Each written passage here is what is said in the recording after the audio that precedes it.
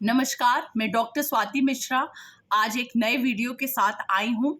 आप लोगों में से बहुत लोगों के रिक्वेस्ट आ रहे हैं कि मैम मैक्स वेबर पे वीडियोस बनाइए, तो डेफिनेटली मैं चूँकि अभी रिसर्च के कुछ टॉपिक्स पे बना रही हूँ वीडियो, पर डेफिनेटली मैं उसे रोक करके और इस रिसर्च मैथोडोलॉजी के जो वीडियोस हैं उसको रोक करके मैं मैक्स वेबर पे वीडियोस जल्द से जल्द लाऊंगी, जिसमें आइडियल टाइप, सोशल एक्शन, ये सारी चीज़ें आप लोग को मिलेंगी। तो प्लीज़ परेशान मत होइए और पढ़ते रहिए।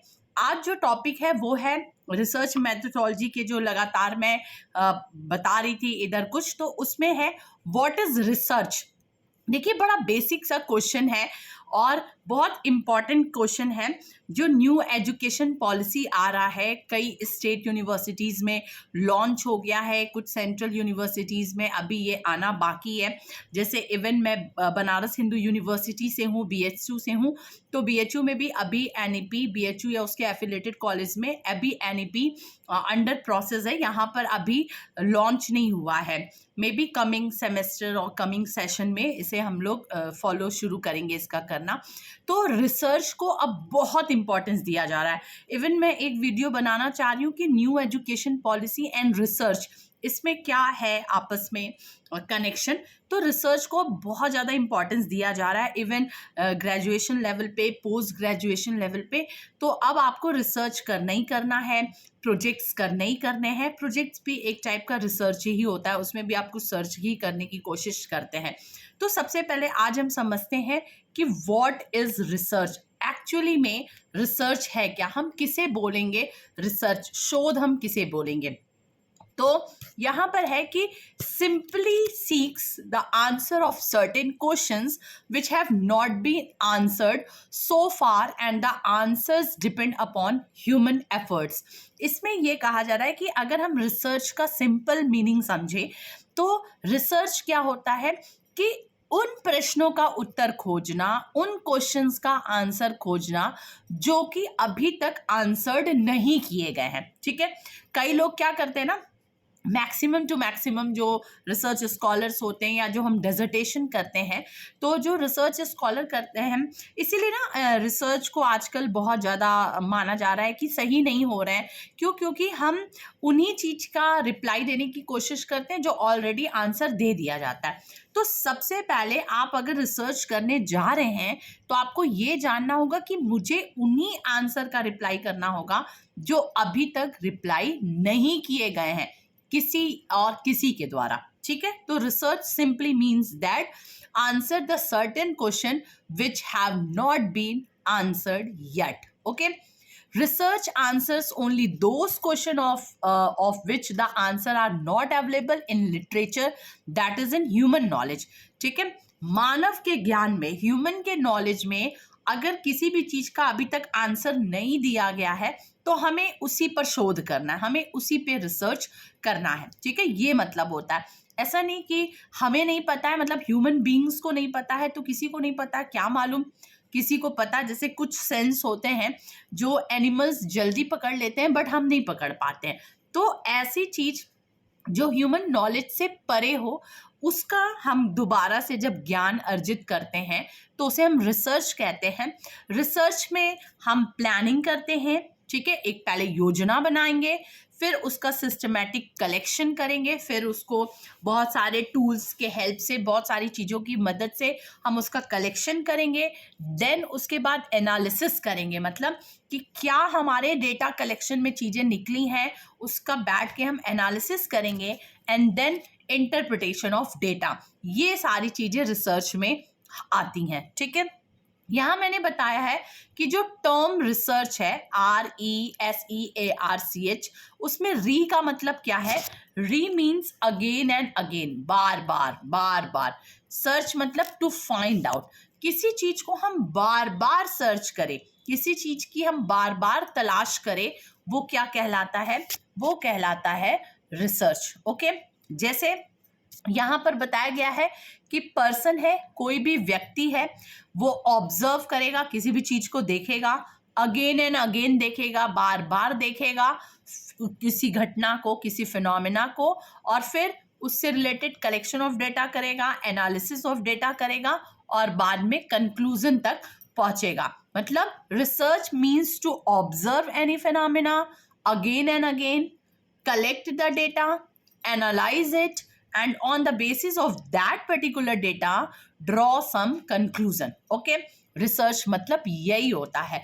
ऐसा नहीं कि आप एक बार देखें और फिटाक से आप उस पर अपना निष्कर्ष निकाल दिए, वो रिसर्च नहीं है। That is just your opinion, वो आपका ओपिनियन हो सकता है बट वो रिसर्च नहीं है। लाइक कि मान लीजिए आप रोड के इस तरफ खड़े हैं, ठीक है, रोड के उस तरफ आपको लग रही है कि रोड के उस तरफ ज़्यादा जल्दी जल्दी बस आ जा रही है और जिस तरफ हम खड़े उस तरफ बस आ ही नहीं रही है, बहुत लेट लेट में आ रही है। अगर आप इस पे ओपिनियन दे दिए, ठीक है, कि जो राइट हैंड की तरफ की बस है वो जल्दी जल्दी आ रही है, जल्दी जल्दी पैसेंजर्स को ले रही है, और जिस तरफ मैं खड़ा हूँ लेफ्ट हैंड की जो बस होती है वो देरी से आती है, ठीक है, it is just your opinion आपने। बट रिसर्च क्या है, आप ऑब्जर्व किए ये चीज और अगेन एंड अगेन ऑब्जर्व किए। मतलब आप मंडे को ऑब्जर्व किए, फिर ट्यूसडे को ऑब्जर्व किए, फिर वेंसडे को ऑब्जर्व किए, फिर थर्सडे को भी ऑब्जर्व किए, फ्राइडे को ऑब्जर्व किए, सैटरडे को ऑब्जर्व किए, संडे, एक वीक आप पूरा ऑब्जर्व किए। एक बार उस तरफ खड़े होकर के, एक बार इस तरफ खड़े होके, एक ही टाइम पे खड़े होकर के, जैसे 10 से 11 आप मंडे उधर खड़े होइए, फिर 10 से 11 ट्यूसडे आप इधर खड़े होइए। ऐसे करके जब आप किसी फिनोमेना को अगेन एंड अगेन ऑब्जर्व करेंगे, फिर उससे रिलेटेड डेटा कलेक्शन करेंगे कि यस 10 से 11 ये नंबर की बस आ रही है, फिर लेफ्ट हैंड जा करके लेफ्ट साइड में जा करके फिर बस नंबर 10 से 11 ये आ रही है, तब जा करके आप जब एनालाइज करेंगे चीजों को फिर आप कंक्लूजन पे निकले, that is called research. Okay, ये रिसर्च है, समझ में आया। ये जनरल फिनोमेना मैंने बताया था। अब मैं कुछ डेफिनेशन दूंगी क्योंकि बहुत सारे एग्जामिनेशंस में, जैसे नेट वगैरह के एग्जामिनेशन में रिसर्च मेथोडोलॉजी पे बहुत क्वेश्चन आते हैं और सीधे सीधे स्टेटमेंट पूछ लिए जा रहे हैं, तो हमें ये डेफिनेशन देखना होगा। इससे आपको वो स्टेटमेंट भी लर्न हो जाएंगे और आप रिसर्च के एक्चुअल डेफिनेशन को कई तरीकों से समझ लेंगे कि रिसर्च वाकई होता क्या है। सबसे पहले मैं रॉबर्ट आर रस्क की डेफिनेशन ले रही हूँ। इन्होंने क्या बताया है कि research is a point of view, ठीक है, एक पॉइंट ऑफ व्यू है, एटीट्यूड ऑफ इंक्वायरी और frame of mind. Okay, it ask question which have hitherto, मतलब अंटिल नाउ, अभी तक, नॉट बीन आस्क्ड, मतलब ऐसे क्वेश्चन की तलाश जो अभी तक पूछे नहीं गए हैं और उसके आंसर की खोज ही क्या कहलाती है, रिसर्च कहलाती है। ओके, इनकी जो बुक है वो है research in education and introduction. तो आपने रस्क की डेफिनेशन मेरे ख्याल से समझ ली। नेक्स्ट है जॉर्ज जे मुले की डेफिनेशन। ये क्या बता रहे हैं कि the systematic and scholarly application of scientific method interpreted in its broadened sense to the solution of social problem, any systematic study designed to promote the development of social studies as science can be considered as research। इन्होंने क्या बताया, इन्होंने जो word use किया वो बताया systematic and scholarly application. जब हम किसी भी क्वेश्चन के आंसर की तलाश करते हैं तो हमारा जो प्रोसीजर होना चाहिए वो सिस्टमैटिक होना चाहिए और स्कॉलरी होना चाहिए, मतलब एकेडमिक होना चाहिए। मतलब जो रिसर्च मेथोडोलॉजी के तौर तरीके दिए हुए हैं उनको फॉलो करके जब हम सिस्टमैटिक तरीके से किसी चीज का सर्च करें, that is called research. Okay, अब चलते हैं हम नेक्स्ट डेफिनेशन की तरफ। According to Francis G Cornell के अकॉर्डिंग क्या है कि रिसर्च इज लिटरली स्पीकिंग, ये बोलते हैं कि लिटरली स्पीकिंग अगर बात की जाए तो kind of human behaviour and activity in which people engage, कि एक तरह का ये मानव व्यवहार है जिसमें सब हम लोग क्या है, इन्वॉल्व हैं, इंगेज हैं। It is the activity of collecting information in an orderly and systematic fashion. Fashion, ठीक है, कि हम किसी भी सूचनाओं का अगर कलेक्शन कर रहे हैं, सूचनाओं का कलेक्शन यूं भी हो सकता है, बट यूं भी जो होना, दैट इज नॉट रिसर्च। जब सूचनाओं का कलेक्शन ऑर्डरली फॉर्म में हो, मतलब सिस्टमैटिक फॉर्म में हो। सिस्टमैटिक फॉर्म मतलब कि आप पहले अपना टॉपिक फ्रेम करेंगे, फिर you have to frame objectives, hypothesis, आप डेटा कलेक्शन के टूल्स को समझेंगे कि प्राइमरी और सेकेंडरी, फिर आप बहुत सारे टूल्स को लेंगे कि मैं किस किस टूल को अप्लाई करके अपने फील्ड वर्क को करूँगा। फिर उसके बाद आपका कलेक्शन डाटा होने के बाद से आप कैसे एनालिसिस करेंगे चीज़ों का। ये जो सिस्टमैटिक और ऑर्डरली फैशन है, इसको फॉलो करते हुए जब हम किसी भी सूचनाओं का कलेक्शन कर रहे हैं, वो कहलाता है research, according to Francis G Cornell. Okay, अब क्लिफर्ड वुडी क्या कह रहे हैं, इनको देखिए, इनके चीज़ों को मैंने पॉइंट्स में बांटा है। सबसे पहला इनका है कि research is not merely a search for truth. सच्चाई की खोज करना सिर्फ रिसर्च नहीं है, but a prolonged, intensive and purposeful search. हमारा पर्पस भी सॉल्व होना चाहिए, ठीक है, वो काम करे, उसको हम रिसर्च कहेंगे। अब जैसे मान लीजिए ईश्वर है, ठीक है, अगर बट क्या हम उसको खोज सकते हैं? वो हमारा सर्च, उस पर भी काम हो रहे हैं, बट वो पर्पसफुल नहीं हो पाएगा। क्यों? क्योंकि हम उनके एक्शन को हम देख सकते हैं कि क्या ईश्वर है, उसके एक्शन को देखने की कोशिश कर रहे हैं, वो हम सर्च कर सकते हैं, ठीक है। तो इस तरह से हमारा पर्पसफुल सर्च होना चाहिए। जैसे डिफाइनिंग एंड रीडिफाइनिंग प्रॉब्लम्स, जो प्रॉब्लम है जिसको लेकर के हम आगे बढ़े हैं, मतलब जो हमारा प्लानिंग है, जो हमारे टॉपिक है, जो हमारी प्रॉब्लम है, उसको लेकर के बढ़ रहे हैं, उसको बार बार हम डिफाइन करने की कोशिश कर रहे हैं। फिर हाइपोथेसिस और सजेस्टेड सॉल्यूशन जो है, फिर कलेक्टिंग, ऑर्गेनाइजिंग और इवैल्यूएटिंग डेटा, जो डेटा मिल गया उसका डेटा का कलेक्शन करना, उसको ऑर्गेनाइज करना, उसको ऑर्डरली फॉर्म में सेट करना, उसका इवैल्यूएशन करना, उसका एनालिसिस करना, और फिर making deductions and reaching conclusion. देखिए ये वर्ड है कि मेकिंग डिडक्शंस, मतलब हम जो होलिस्टिक व्यू है उससे धीरे धीरे कम होते हुए हम एक पर्टिकुलर अपने कंक्लूजन पे आ रहे हैं, दैट इज कॉल्ड डिडक्शन वे, ठीक है। तो क्लिफर्ड वुडी ने, आप देख सकते हैं कि बहुत सुंदर तरीके से इस रिसर्च को समझाने की कोशिश की है। उसी तरह से नेक्स्ट जो डेफिनेशन है वो सीसी क्रॉफोर्ड का है। ये क्या बोलते हैं कि research is simply a systematic and refined techniques of thinking. जो हमारे सोचने का जो तरीका है, जब वो सिस्टमैटिक हो जाता है और टेक्निक के थ्रू हो जाता है, मतलब जो स्टेप्स हैं हम उनको फॉलो करके अगर अपना काम कर रहे हैं, एम्प्लॉइंग स्पेशलाइज्ड टूल, हम जो टूल्स बने हुए हैं उनका हम फॉर्मुलेशन कर रहे हैं, अब instrument and procedures in order to obtain a more adequate solution of a problem. It start with a problem, collects data or facts, analyze these critically and reaches decision based on actual evidences. इन्होंने देखिए इस last 3 lines में भी बहुत सुंदर तरीके से समझाया है कि what does actual meaning of research. तो रिसर्च एक्चुअल मीन्स की we start with a problem. हम किसी प्रॉब्लम्स को लेकर के, जैसे वाटर डिप्लीशन हो रहा है, तो वाटर डिप्लीशन एक प्रॉब्लम है, ठीक है।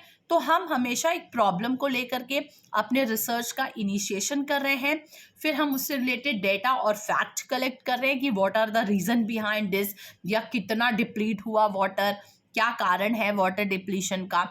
फिर उसके बाद हम उसका एनालिसिस कर रहे हैं, और वो भी क्रिटिकली कर रहे हैं, बायस्ड हो करके नहीं कर रहे हैं। और फिर जब हम किसी डिसीजंस पे लास्टली पहुंच रहे हैं, उसको हम क्या कहेंगे? रिसर्च कहेंगे। ओके, नेक्स्ट जो डेफिनेशन है वो सी फ्रांसिस र्यूमल का है। Research is a endeavour to discover, develop and verify knowledge. किसी भी ज्ञान को डिस्कवर करना, डेवलप करना या वेरीफाई भी करना, ठीक है। सिर्फ डिस्कवर और डेवलप करके नहीं छोड़ देना, उसको वेरीफाई भी करना। It is an intellectual process that has developed over hundreds of years, even changing in purpose and form and always searching for truth. इन्होंने ये बताया रिसर्च को, ठीक है, कि रिसर्च आज का फिनोमिना नहीं है, ये हजारों हजार साल से चली आ रही हैं चीजें और लगातार ये काम भी हो रहे हैं। According to V Redman and AVH Mory, research is a systematized effort to gain new knowledge. Okay, research क्या है? ये एक तरह का सिस्टमैटिक एफर्ट है जिससे कि हम नया ज्ञान ले सके। क्लियर हो गया कि हमेशा जो ऑलरेडी ज्ञान उपस्थित है उसको दोबारा से लिख देना और कह देना कि हमने रिसर्च किया, वो रिसर्च नहीं है। हमेशा नए ज्ञान की तलाश करना रिसर्च है। According to John W Best क्या कहते हैं कि research is considered to be more formal, systematic and intensive process. ठीक है, ये क्या कह रहे हैं? जो ज्यादा फॉर्मल हो, ठीक है, systematic, formal mean systematic orderly, ये सारी चीजों, इंटेंसिव प्रोसेस, बहुत गहनता से किया गया काम जो है वो रिसर्च कहलाता है। And according to WS Monroe क्या कहते हैं कि research may be defined as a method of studying problems whose solutions are to be derived partially or wholly from the fact। ठीक है, रिसर्च क्या है? ये एक ऐसा मेथड है, एक ऐसा तरीका है जिसमें कि हम किसी प्रॉब्लम्स को लेकर के पढ़ना शुरू करते हैं और उसके सॉल्यूशन को खोजने की कोशिश करते हैं। Whether the solutions are partially और होली, कुछ भी हो सकता है, बट हम सॉल्यूशन तक पहुंचने की कोशिश करते हैं। ये इन्होंने कहा। और आगे क्या कहते हैं WS मुनरो की? Collection of facts and tabulation of facts is not research. सिर्फ हम डेटा को कलेक्ट कर लिए और उसका टेबल बना लिए, सिर्फ इतना ही रिसर्च नहीं है। Final purpose of research is formulation of principles और प्रोसीजर्स। हमें किसी सिद्धांत तक पहुंचना है, ये जरूरी है कि हम फाइनली किसी कंक्लूजन पे पहुंचे, किसी सिद्धांत को निर्मित करें ताकि आगे वो एप्लीकेबल हो सके। ये रिसर्च कहलाता है। आगे जो और डेफिनेशंस है वो ग्रिनेल की है। ग्रिनेल ने क्या कहा है कि research is structured inquiry that utilises acceptable scientific methodology to solve problems and create new knowledge that is generally applicable. Okay, according to Burns ने क्या कहा है? A systematic investigation to find out answer a problem. Okay, समझ में आया? क्योंकि हम लोग ऑलरेडी इतना समझ चुके हैं कि आपको ये डेफिनेशन समझ में आ रही होगी। एंड लास्ट है अकॉर्डिंग टू बल्मर ने कहा है कि nevertheless sociological research as a research is primarily committed establishing systematic, reliable, valid knowledge about the social world. जो हमारी सामाजिक दुनिया है, सामाजिक दुनिया के सच्चाई को जानने के लिए, नॉलेज को गेन करने के लिए जो हमारा सिस्टमैटिक और रिलायबल एफर्ट होता है, दैट इज कॉल्ड रिसर्च। तो रिसर्च के ये कुछ डेफिनेशंस हैं, आपको मेरे ख्याल से अच्छे से समझ में आ गया होगा। अब मैं बताने जा रही हूँ कैरेक्टरिस्टिक्स। इन्हीं डेफिनेशन से निकल के आएंगी characteristics. These are the general characteristics of research. क्या है? अब आप इतने डेफिनेशन पढ़े ना कि आप इजीली समझ जाएंगे कि रिसर्च के कैरेक्टरिस्टिक्स क्या हैं।